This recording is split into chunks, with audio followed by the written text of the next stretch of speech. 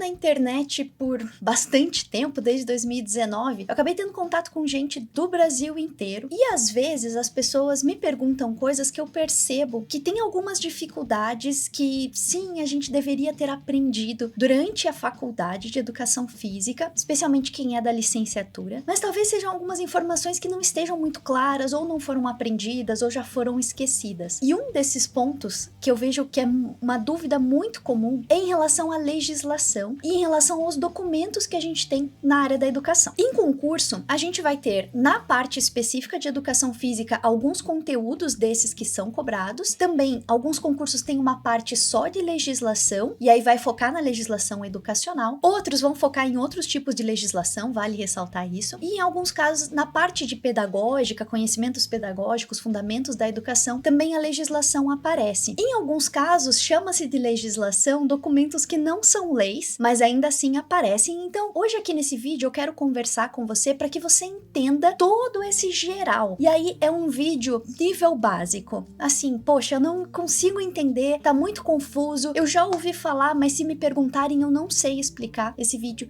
é para você em relação a leis e documentos da área da educação. E claro, eu vou olhar pensando aqui na educação física, que é o nosso foco, o nosso objetivo. Então esse vídeo é para licenciados ou quem tem licenciatura e quer fazer concurso em educação física. Vamos começar bem básico. A gente tá no Brasil e o Brasil é organizado como uma federação. Isso significa que a gente tem o governo federal, os governos estaduais e os governos municipais. A gente tem ainda o governo do Distrito Federal, que é como se fosse uma mistura de estadual e municipal. Ok, a partir disso, a gente vai ter leis e documentos que podem ser nacionais, estaduais, do Distrito Federal, distritais e municipais. Esse ponto é bem importante para você não fazer confusão em relação aos nomes dos documentos e o que eles falam, o que eles estão querendo dizer em relação ao território que eles estão falando sobre, qual que é a força desses documentos. Essa é a primeira coisa. Então, por exemplo, a gente tem a Constituição Federal, que foi aprovada em 1988. Federal. Então, é pro Brasil. Além disso, a gente tem as constituições estaduais, que podem aparecer nos concursos estaduais. Aqui, é importante saber que uma constituição estadual não pode falar o oposto completo do que tá na Constituição Federal. E aí, na própria Constituição, a gente vai ter lá os artigos e informações específicas falando o que é responsabilidade do governo federal, da federação, dos estados e do município. Beleza. Então, primeiro documento importante, Constituição. A Constituição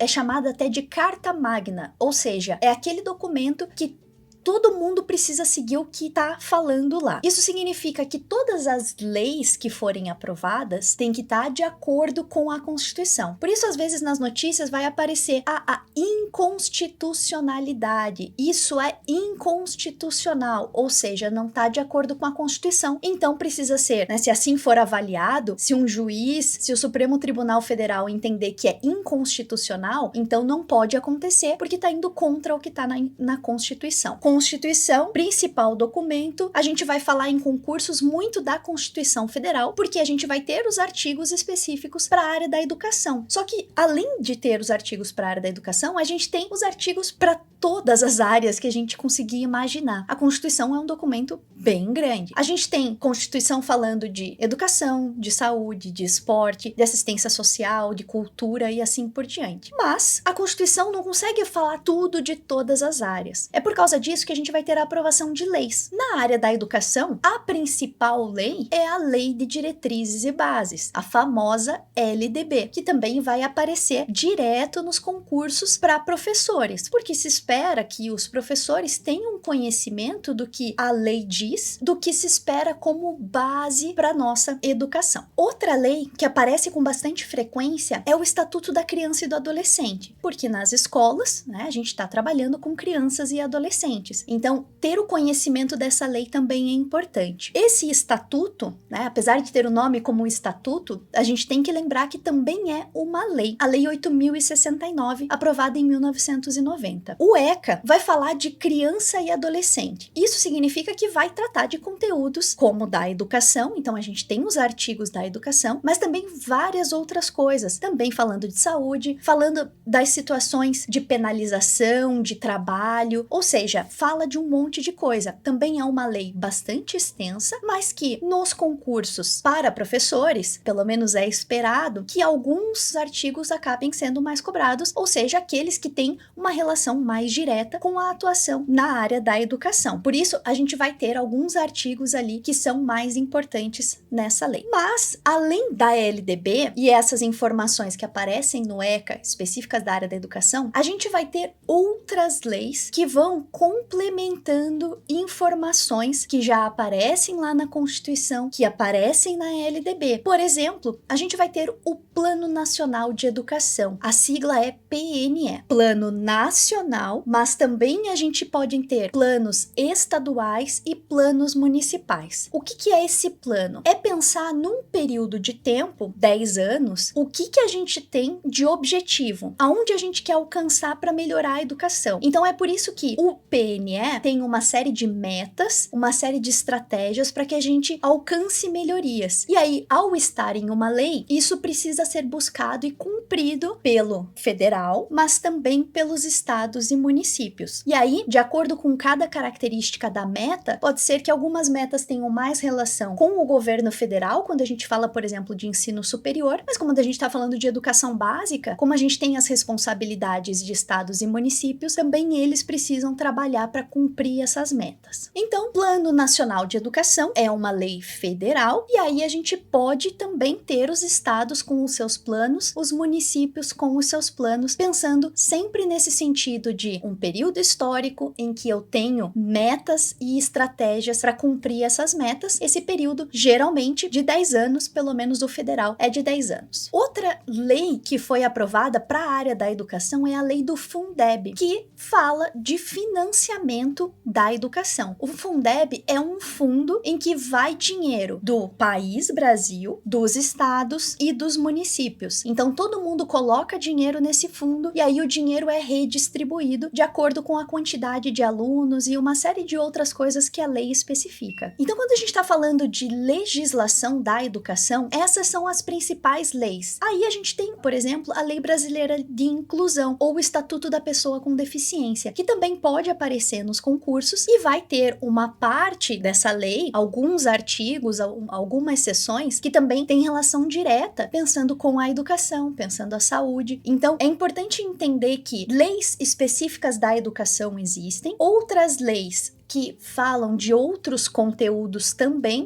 são importantes para a área da educação. Então, concursos e processos seletivos também podem cobrar essas leis, e essas duas que eu exemplifiquei, o ECA e a Lei Brasileira de Inclusão, são as principais. Certo, aí você pode estar se perguntando, professora, ok, essas são as leis, a gente tem a Constituição, tem essas leis, mas e outros documentos que caem em concurso? DCN, PCN, BNCC, o que é isso? O que são essas siglas? O que querem dizer esses documentos? DCN significa Diretrizes Curriculares Nacionais. E aí o nome dá uma ideia, né? Diretrizes dá uma direção. Então a LDB estabelece algumas regras que a educação deve ter no nosso país, e aí a gente precisa de outros documentos que especifiquem um pouco mais algumas coisas. Nesse caso, a gente está falando das Diretrizes Curriculares Nacionais, e isso, na verdade, é um conjunto de documentos, porque a gente tem as Diretrizes Curriculares Nacionais pensando o ensino fundamental, pensando o ensino médio, pensando a educação de jovens e adultos. Então, é um número grande de documentos que são aprovados dentro do Ministério da Educação. Então, eles não são leis, mas são documentos, regulamentos, são regras que também têm a sua importância, mas não são leis. E aí, esses documentos, que são vários para etapas de ensino, para modalidades de ensino, então, etapas, educação infantil, ensino fundamental, ensino médio. A gente tem também para educação superior. Os cursos de educação física também têm diretrizes curriculares. E também em relação às modalidades.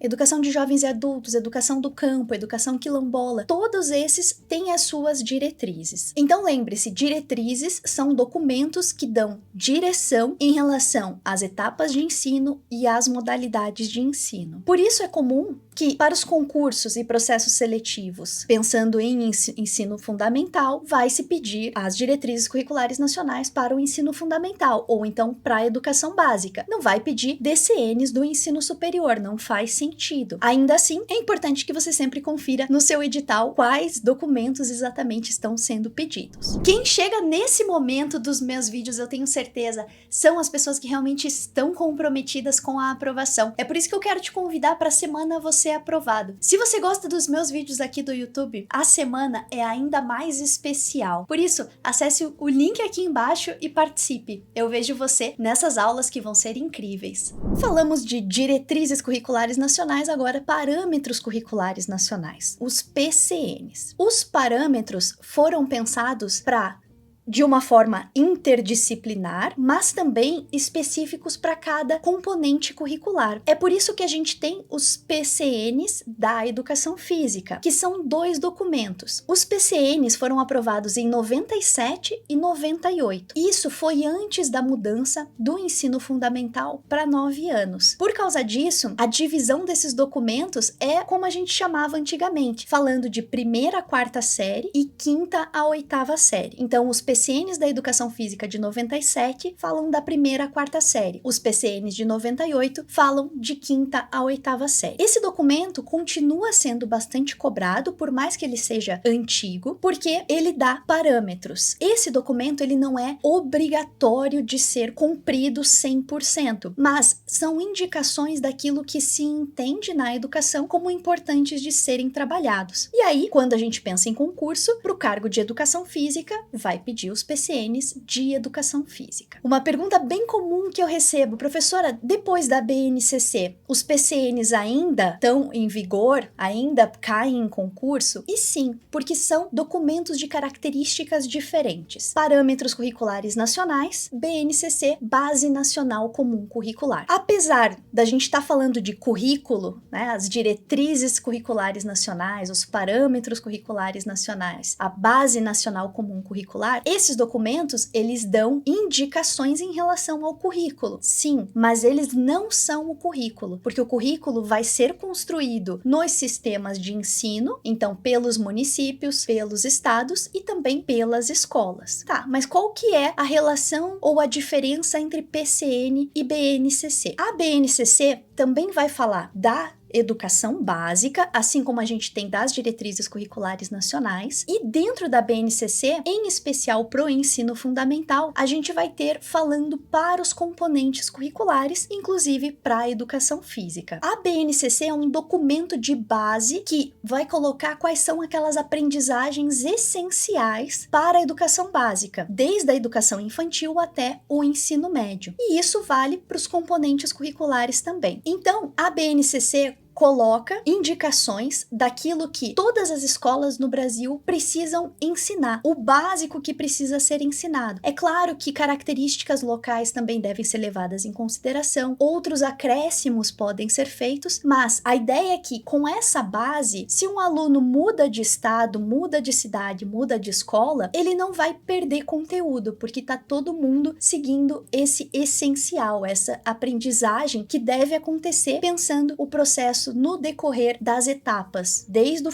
infantil até o ensino médio. Mas lembra que a gente falou que a gente está num país, né, que é uma federação, que tem as regras nacionais, estaduais e municipais? Pois é, a gente tem também o currículo para os estados e para os municípios. Eles devem seguir o que está na BNCC, afinal, é o documento de aprendizagens essenciais, porém eles podem modificar e fazer inclusões. Então a gente tem o caso de alguns currículos estaduais, por exemplo, que apesar da BNCC não colocar primeiro e segundo ano lutas, esses currículos estaduais e municipais pode ser que incluam. Então, é importante que você veja sempre no seu edital de concurso e processo seletivo quais são os documentos indicados e estude esses documentos para que na questão de concurso você tenha certeza sobre qual informação está sendo pedida e essa informação você verifique e, tendo estudado todos os documentos, se dê bem e acerte a questão. Então eu espero que nesse vídeo, que foi um pouquinho mais conversado, mas não deixam de ser conteúdos importantes, você tenha entendido um pouco melhor em relação à organização do nosso país, sobre Constituição, leis, documentos, essas regras que precisam ser seguidas, e aqui o foco foi na área da educação. É essencial que você olhe no seu edital, lá no conteúdo programático dos diferentes tipos de prova, quais são os documentos que aparecem, para que você estude o documento certo, direcionado ao nacional, ao estadual, ao municipal, de acordo com o que estiver sendo pedido, para que aí você garanta esses pontos importantíssimos que com certeza vão fazer a diferença para sua aprovação em concursos. E se você chegou até aqui, espero que tenha curtido esse vídeo e aproveite e se inscreva no canal, porque se você quer passar em concurso, aqui é o lugar certo.